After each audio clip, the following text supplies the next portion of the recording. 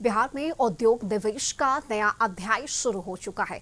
मुजफ्फरपुर और किशनगंज में सीमेंट की बड़ी इकाइयों की स्थापना को मंजूरी दी गई है। हाजीपुर में राष्ट्रीय फूड प्रोसेसिंग संस्थान खोलने का फैसला हुआ है। इसके अलावा 16 परियोजनाओं को स्टेज 1 क्लियरेंस और 4 परियोजनाओं को वित्तीय मंजूरी मिली है और ये परियोजनाएं धरातल पर उतरी तो बिहार की तस्वीर बदल सकती है।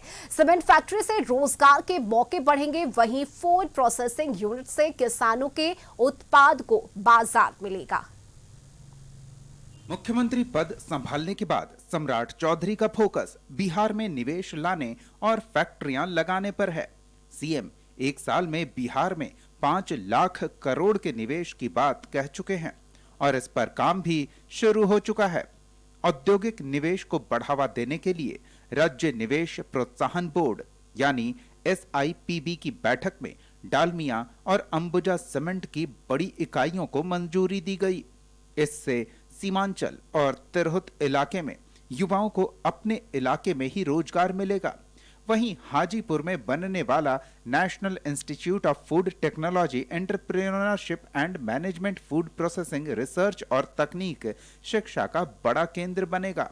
इसके अलावा अदानी ग्रुप ने बिहार में 60,000 करोड़ रुपए के निवेश का भरोसा दिलाया है। सत्ता पक्ष इसे नई शुरुआत बता रहा है।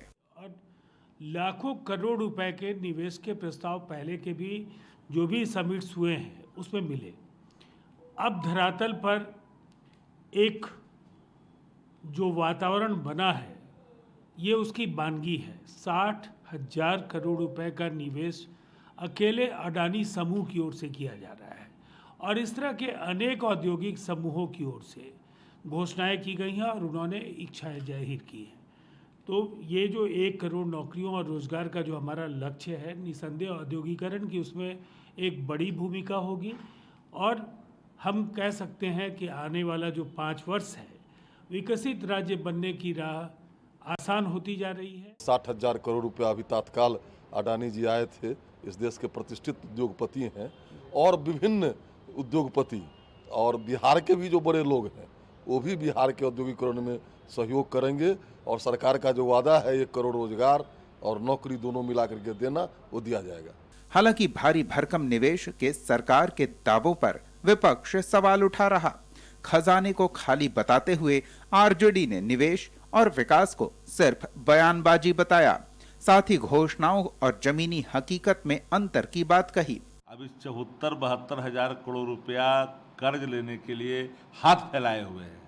4.5 लाख करोड़ का कर्ज पहले ही से है, तो ये आत्मनिर्भर बिहार कैसे हो गया, विकसित बिहार कैसे हो गया? परिभाषा क्या है विकसित बिहार का, आत्मनिर्भर बिहार का? जो सिर्फ खजाना खाली और सूद पर चल रहा है काम, कर्ज पर चल रहा है काम। कर्ज पर गुलछर्रे उड़ाने से आत्मनिर्भर बिहार थोड़ी होगा। सरकार पूरी तरह से बिहार में भ्रष्टाचार की भीड़ चढ़ चुकी है। पैसा नहीं है ठेकेदारों का, उद्योगपति बुलाने चले हैं। ठेकेदार के पैसे नहीं दे रहा है, पेंशन का पैसे नहीं दे रहा है, आंगनवाड़ी सेविका सहायिका का पैसे नहीं दे रहा है, ऐसे चले उद्योग लगाने।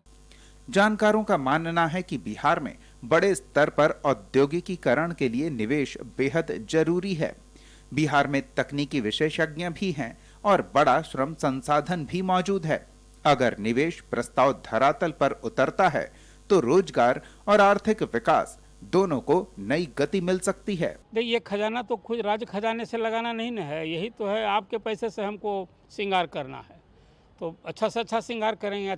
मतलब है निजी निवेश से करना है। सरकार तो खुद वित्तीय संकट में है कि आज कर्मचारियों का वेतन पेंशन 4 लाख से करोड़ से अधिक का कर्ज हो गया है सर पर। और आपने देखा अभी पिछली कैबिनेट में 72,000 करोड़ सरकार लोन लेने जा रही है। तो ये तो सरकार का जो काम काज होगा, विकास का काम इससे नहीं हो पाएगा। ये सारा काम जो कर्मचारियों का वेतन पेंशन, अभी तो 2% DA बढ़ा है, तो कुल मिला जुला करके ये निजी पूंजी निवेश से ही बिहार की तस्वीर बदल सकती है। और साथ में केंद्र का बैकअप चाहिए। जो प्रधानमंत्री ने भरोसा दिलाया है कि बिहार का विकास अब होगा, 2047 तक जो विकसित राष्ट्र बनाना है, तो बिहार जहाँ है वहाँ रहेगा तो थोड़े देश विकसित होगा। इसलिए एक उम्मीद जगी है। बिहार के मुजफ्फरपुर में 2 सीमेंट प्लांट की स्थापना अडानी द्वारा 60,000 करोड़ रुपए के निवेश का भरोसा देना और दूसरे निवेशकों द्वारा राज्य में फैक्ट्रियां स्थापित करने को लेकर आश्वासन देना निश्चित तौर पर बिहार में बेहतर औद्योगिक माहौल की दिशा में यह एक बड़ा कदम माना जा रहा है। हालांकि विपक्ष राज्य के खजाने को लेकर सवाल खड़ा कर रहा है और उसका दावा है कि राज्य का खजाना ऐसा नहीं है कि बिहार में बेहतर औद्योगिक माहौल बन सके। वैसे यह बात साफ है कि केवल राज्य के खजाने से बिहार में बेहतर निवेश नहीं हो सकता है और राज्य में औद्योगिकीकरण के लिए राज्य के खजाने की कोई ज़रूरत नहीं है, बल्कि निवेशकों का दावा और भरोसा ही इस दिशा में कारगर साबित हो सकता है। ऐसे में अब देखना होगा इस दावे को के बाद अब बिहार में बेहतर औद्योगिक माहौल कब तक और किस तरीके से हो पाता है। कैमरा पर्सन प्रदीप के साथ संजय कुमार, कशिश न्यूज़, पटना।